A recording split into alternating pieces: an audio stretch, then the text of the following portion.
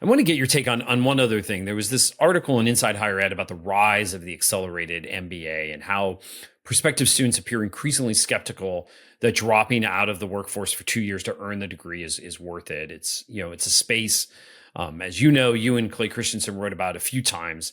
I know he worried even about the Harvard Business School's business model. What are your thoughts? Is this accelerated MBA going to affect everybody, including the Harvards of the world? Yeah, it was one of the ways he was not so popular on the Harvard Business School campus. I think where there was a headline where it said something like Harvard Business School professor says, drop dead or something like that. Yeah, exactly. So, but look, three quick thoughts. One, look, law of supply and demand, right? When you get more and more expensive, you open the window for disruptive programs to come in that cost less opportunity cost. We saw the IMBA at Illinois with Coursera a few years ago when they dropped the full-time MBA entirely at the Gee School. The Quantic School of Business and Technology that I've been on the advisory board, I think they really nailed the job to be done for people that don't want to quit. And what's so interesting about Quantic as a new college focused on the MBA and associated programs around it is I think they recruit like the equivalent of an MIT Sloan class 6 times over in the course of a year. So like these are high caliber, students coming in that are like, we don't want the 2-year vacation. We want the actual skills and sort of the up value, right? I think that ties into second, which is that there is a change in the labor market value of the MBA. That does seem to fluctuate, of course, over time.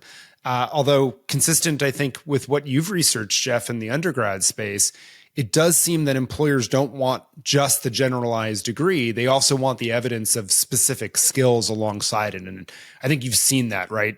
MBA with a specialization in cybersecurity or data science or whatever else. And so I think that's why you've seen that. And then third, I'll just say this. I'll defend the 2-year degree. I think there's some benefit to it, and I'll do it through a different thing, which is one of the bizarre experiences I've had at teaching at the Harvard Graduate School of Education is that a lot of the students who sign up for the LDIT program, Learning Design Innovation Technology, they're essentially looking for the 1-year MBA by doing so. They get a lot of latitude to take classes at other places. They feel like the Harvard stamp, particularly for international students, will be just fine. And they sort of say, well, it's only 1 year. The ROI has got to be higher.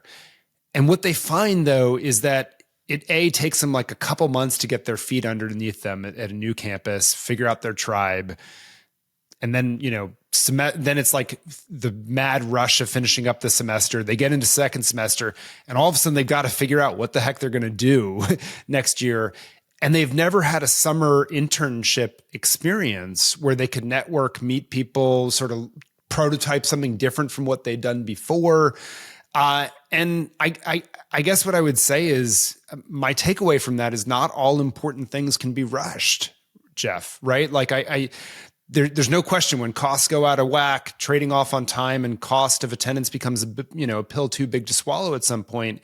So something has to give, but I guess I think this is what's giving is that valuable experience with employers in that summer for networking experience, trying on a new role or identity is maybe getting sacrificed. And students, at least that I talk to, have some regret about that, Jeff. And so I don't think it has the same, this conversation doesn't seem to give the same emotional baggage as the 3-year degree one in undergrad. Interestingly enough, although at least that one, you still get summers. And same with reducing the length of law school, but there is something lost, I think, when you entirely kill those breaks, Jeff. Yeah, and I think that's interesting, Michael, because I think it offers lessons for those other things you just mentioned, right? Law school, there's been talk about shortening medical school, the same reason, right? The undergraduate degree, the 3-year degree, which we've talked about before. I'm not sure there's ever a perfect time for any of these things, right? Is it a perfect length, I should say, right? Should it be 2 years? Should it be 3 years? Should it be 4 years? And as we know, people this goes back to, something else besides, closing colleges that's on your mind, I know a lot, which is this idea of mastery-based or competency-based education, right? So these are artificial constructs at the end of the day, as we know. And so why can't it just be when someone's ready to move on, they move on? And if that's 6 months, if that's a year, if that's 2 years, if they want that other experience, a much more flexible experience. So you have kind of a 2 to 4 year or 2 to 6 year flex, and people use it as they want or need it, because as you were talking about some of your international students, they may want that summer experience. And so having a second year is helpful for them, where other people don't want that or don't need it. And so I think this idea of flexibility is key. And all of that, of course, as we know, is driven by something that, you're passionate about, which is this idea of mastery-based learning. So Michael, a lot to talk about, a lot to think about for the year ahead here in 2025. Would love to hear some of your predictions out there.